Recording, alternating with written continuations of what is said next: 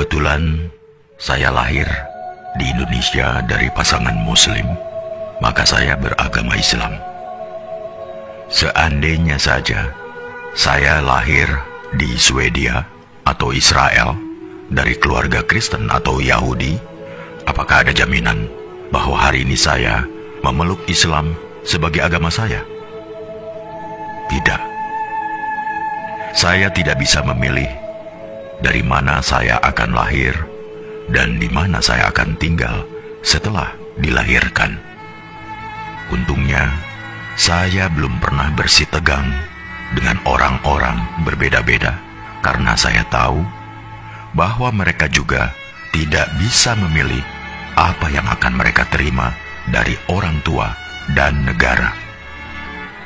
Setelah beberapa menit kita lahir, lingkungan menentukan agama, ras, suku, dan kebangsaan kita. Setelah itu, membela sampai mati segala hal yang bahkan tidak pernah kita putuskan sendiri. Sejak masih bayi, saya didoktrin bahwa Islam adalah satu-satunya agama yang benar. Saya mengasihani mereka yang bukan Muslim, karena mereka kafir dan matinya masuk neraka. Ternyata, teman saya yang Kristen juga punya anggapan yang sama terhadap agamanya.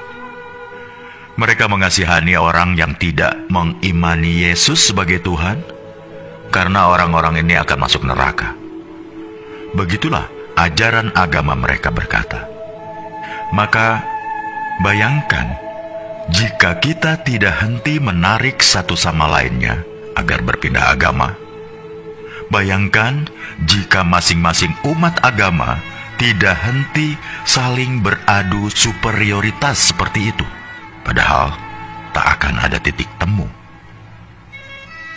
Jalaluddin Rumi mengatakan, kebenaran adalah selembar cermin di tangan Tuhan. Jatuh dan pecah berkeping-keping.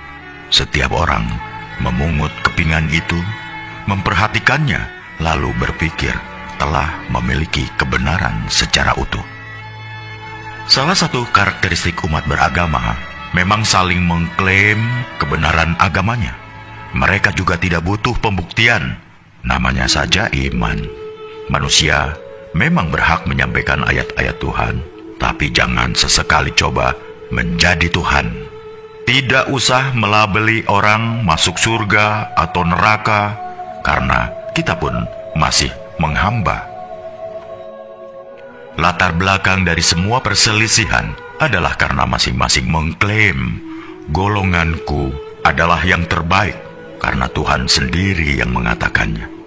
Lantas, pertanyaan saya adalah, kalau bukan Tuhan, siapa lagi yang menciptakan para Muslim, Yahudi, Nasrani, Buddha, Hindu, bahkan ateis, dan memelihara mereka semua sampai hari ini? Agama apapun tidak ada yang meragukan bahwa Tuhan itu Maha Kuasa dan Maha Segala-galanya. Jika Dia mau, Dia bisa saja menjadikan kita semua sama, serupa, seagama, sebangsa, budaya yang sama. Tapi tidak kan? Apakah jika suatu negara dihuni oleh rakyat dengan agama yang sama, hal itu akan menjamin kerukunan? Tidak. Nyatanya, beberapa negara masih rusuh juga padahal agama rakyatnya sama, budaya yang sama. Karena jangan heran, ketika sentimen mayoritas versus minoritas masih berkuasa, maka sisi kemanusiaan kita mendadak hilang entah kemana. Bayangkan juga seandainya masing-masing agama menuntut agar kitab sucinya digunakan sebagai dasar negara, maka tinggal tunggu saja kehancuran Indonesia kita. Karena itulah yang digunakan negara dan mengambil kebijakan dalam bidang politik, hukum, atau kemanusiaan.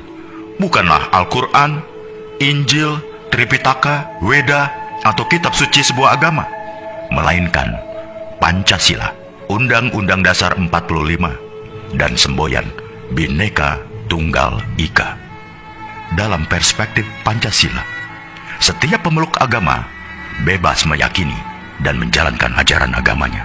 Tapi mereka tidak berhak memaksakan sudut pandang dan ajaran agamanya untuk ditempatkan sebagai tolok ukur penilaian terhadap pemeluk agama lain, hanya karena merasa paling benar. Misalnya umat agama A tidak berhak mengintervensi kebijakan suatu negara yang terdiri dari bermacam-macam keyakinan. Suatu hari di masa depan, kita akan menceritakan pada anak cucu kita betapa negara ini nyaris tercerai-berai bukan karena bom, senjata, peluru, atau rudal, tapi karena orang-orang yang saling mengunggulkan, bahkan meributkan di media sosial. Ketika negara lain sudah pergi ke bulan atau merancang teknologi yang memajukan peradaban, kita masih sibuk meributkan soal beragama. Kita tidak harus berpikir sama, tapi marilah kita sama-sama berpikir. Apakah kita sesama anak bangsa terus-terusan bertikai? Bila renungan tentang hal ini baik, tolong sebarkan ke saudara, teman-teman, grup, atau siapa saja yang masih ingin kedamaian di bumi pertiwi di Indonesia yang kita cintai ini.